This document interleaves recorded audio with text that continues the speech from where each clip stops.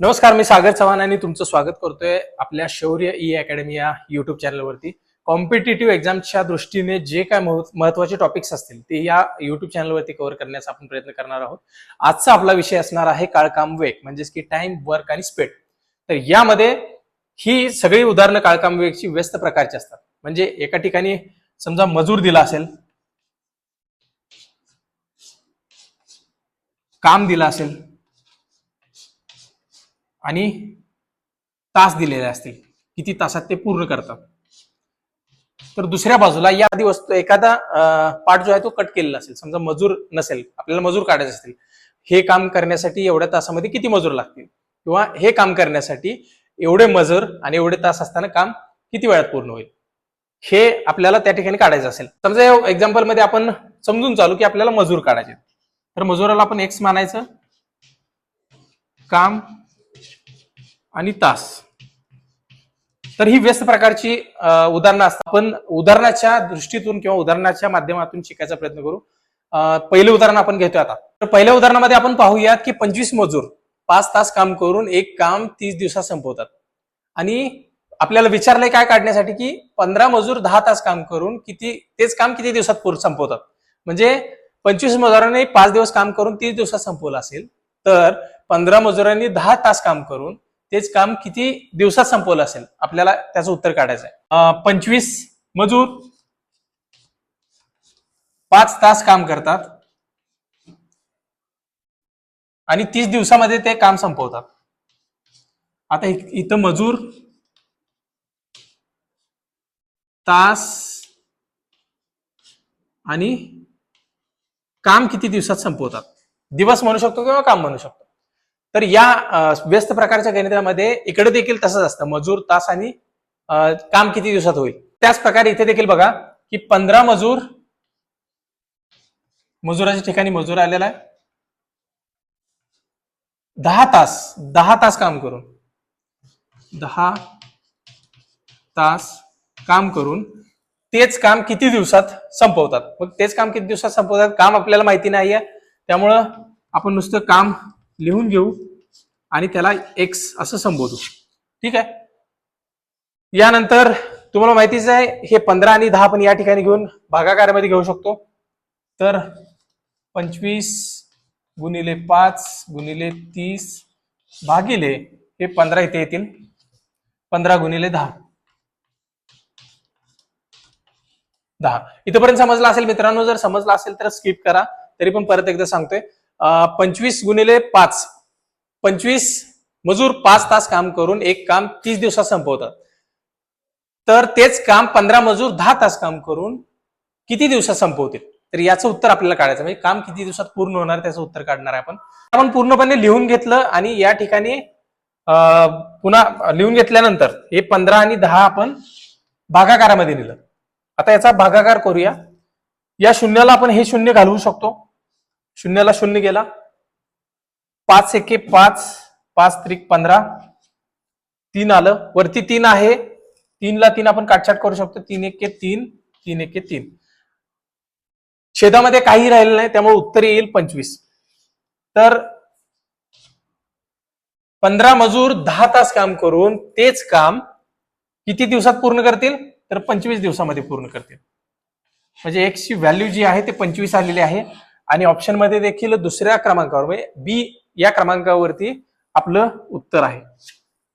तर अशा प्रकारची उदाहरणं आहेत, यापेक्षा देखील कठीण उदाहरणं असतील. आपण पुढच्या या ठिकाणी भागामध्ये बघू. पुढच्या उदाहरणामध्ये थोडेसे कठीण प्रकारचे उदाहरण घेण्याचा प्रयत्न करू. आता दुसरं उदाहरण पाहूया, ज्यामध्ये आपल्याला 15 मजूर रोज 8 तास काम करून एक काम 18 दिवसात पूर्ण करतात. तर तेच काम करण्यासाठी किंवा तेच काम काही मजूर 9 तास काम करून 15 दिवसात पूर्ण करतात. तर ते काम पूर्ण करण्यासाठी किती कामगार लागले असते. तर या ठिकाणी आता कामगार किती लागलेत हे विचारलंय. मागच्या प्रश्नामध्ये काम किती दिवसात पूर्ण होईल हे विचारलं होतं. तर आपण जसं तसं कुठलंही विचारते, व्यस्त प्रकारचं उदाहरण असल्यामुळं या ठिकाणी मजूर येतील, तास येतील आणि काम येईल. तर त्याच पद्धतीने आपण सोडवायचा प्रयत्न करूया. या ठिकाणी मजूर, तास आणि काम त्याचबरोबर मजूर तास काम इथं आपण थोडस हे करू. आता मजूर या ठिकाणी किती लागलेत? 15 मजूर आहेत. तास किती आहेत? 8 तास आहेत. आणि काम 18 दिवसात पूर्ण झालेलं आहे. या ठिकाणी काय दिलंय? मजूर तर आपल्याला दिलेले नाहीत. 9 तासामध्ये काम पूर्ण झालंय. तर 9 तास मजूर आपल्याला काढायचे आहेत. एक्स तास 9 आहेत आणि काम 15 दिवसात पूर्ण झालेलं आहे. तर मागच्या उदाहरणाप्रमाणेच या ठिकाणी देखील आपल्याला मजूर काढायचे आहेत. मागच्या उदाहरणामध्ये आपण काम काढलं होतं, किती दिवसात पूर्ण केले. तर या उदाहरणामध्ये आपल्याला मजूर काढायचे आहेत. तर या ठिकाणचे जे 9 आणि 15 आहेत ते आपण भागाकारामध्ये इकडे घेऊन जाऊ. तर 15 गुणिले 8 गुणिले 18 भागिले 9 गुणिले 15.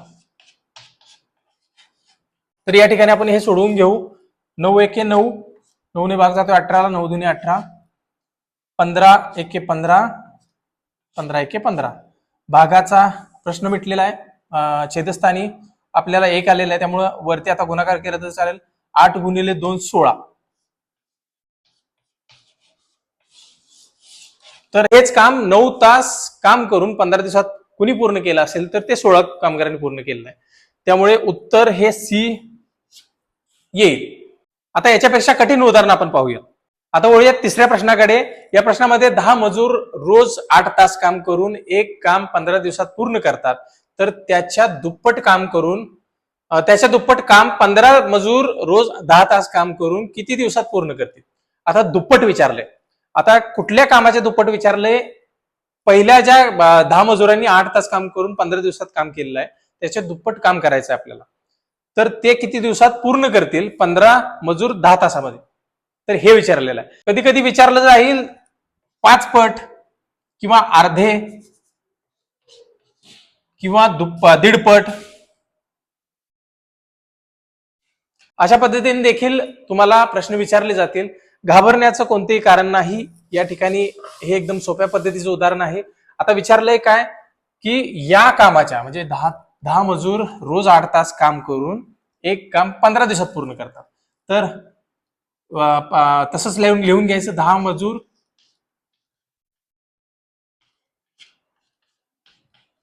तास आणि काम. ठीक आहे.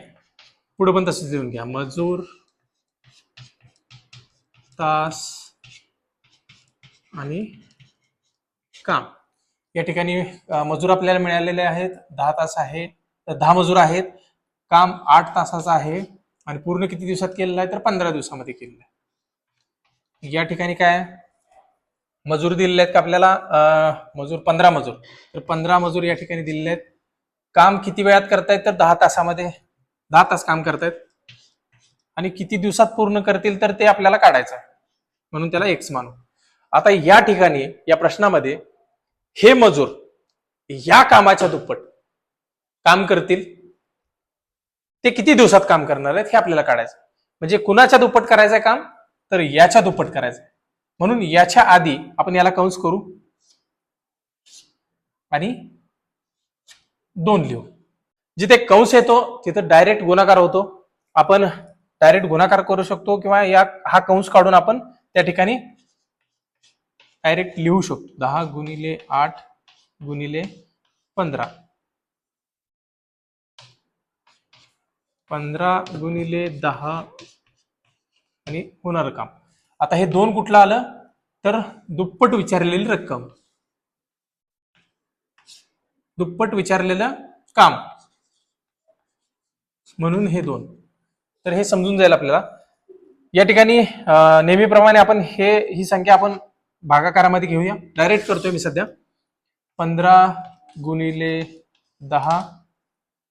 आता या ठिकाणी 10 आहे, 10ला 10 आपण घालवू शकतो. 15 आहे, 15ला 15 घे. म्हणजे भागाकारामध्ये 1 आलेला आहे, त्यामुळे आता वरचा गुणाकार आपल्याला करायचा आहे. या ठिकाणी राहिलेल्या संख्या कुठल्या? तर 8 आणि 2, 8 दुनी 16.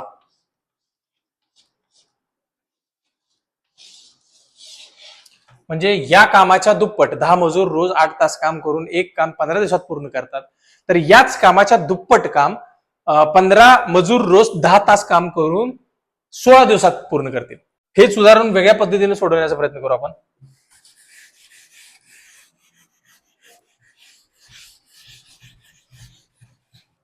चला समजून चालू. हे दुप्पट विचारलंय. इथं अर्ध काम,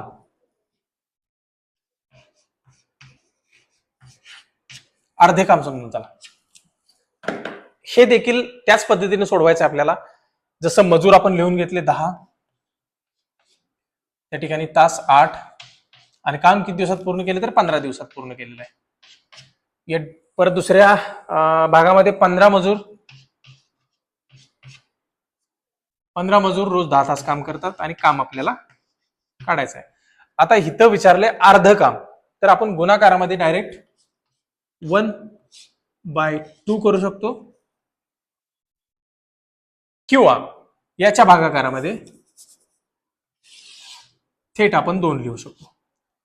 पण आपल्याला समजण्यासाठी आपण या ठिकाणी 1/2 इंटू ही सगळे जे गणित आहे ते घेऊ शकतो. असं जरी केलं तरी भागाकारामध्ये परत 2 येणारच आहे. 10 गुणिले 8 गुणिले 15 आणि छेदामध्ये 2 आलेला आहे. आपण ही संख्या परत भागाकारामध्ये घेतो, त्यामुळे गुणाकार होईल इथं. आणि पुन्हा 15 गुणिले 10, तर 10 एके 10, 10 दुनी 10 एके 10, 10 एके 10. आता या ठिकाणी 15 वरती पण आहे खाली पण आहे. 15 एके 15, 15 एके 15. राहिलं 2. छेदस्थान आपल्याला 1 करायचं आहे. 2 एके 2, 2 चोक 8. तर 4 दिवसामध्ये ते काम पूर्ण होईल. म्हणजेच 10 मजूर रोज 8 तास काम करून एक काम 15 दिवसात पूर्ण करतात. तर तेच त्याच्या अर्धे काम 15 मजूर 10 तास काम करून 4 दिवसामध्ये पूर्ण करतील. एकदम सोप्या पद्धतीचं काम आहे. या ठिकाणी अर्ध असेल तर गुणाकारामध्ये 1/2. दुप्पट असेल तर 2 ने गुणाकार करा. तिप्पट असेल तर 3 ने गुणाकार करा. चौपट असेल तर 4 ने करा. 5 पट, 10 पट, 20 पट, 50 पट, किती येऊ दे, तिथे गुणाकार त्याच पटीमध्ये करा. ठीक आहे मित्रांनो. गणित सोडवण्याची पद्धत तुम्हाला सोपी वाटली असेल तर व्हिडिओला लाईक करा. याच्या पुढची उदाहरणं आपण पुढच्या व्हिडिओमध्ये बघणार आहोत. तुर्तास तुम्हाला या व्हिडिओबद्दल किंवा आमच्या प्रयत्नाबद्दल काही प्रतिक्रिया द्यायची असतील तर कमेंटमध्ये देऊ शकता. पुढच्या व्हिडिओमध्ये आम्ही तुम्हाला एक उदाहरण सोडवण्यासाठी देऊ, ते तुम्ही सोडवून त्याचं उत्तर कमेंटमध्ये लिहायचं आहे. आजच्या पुरते एवढंच. भेटूयात उद्या पुढच्या व्हिडिओमध्ये. धन्यवाद.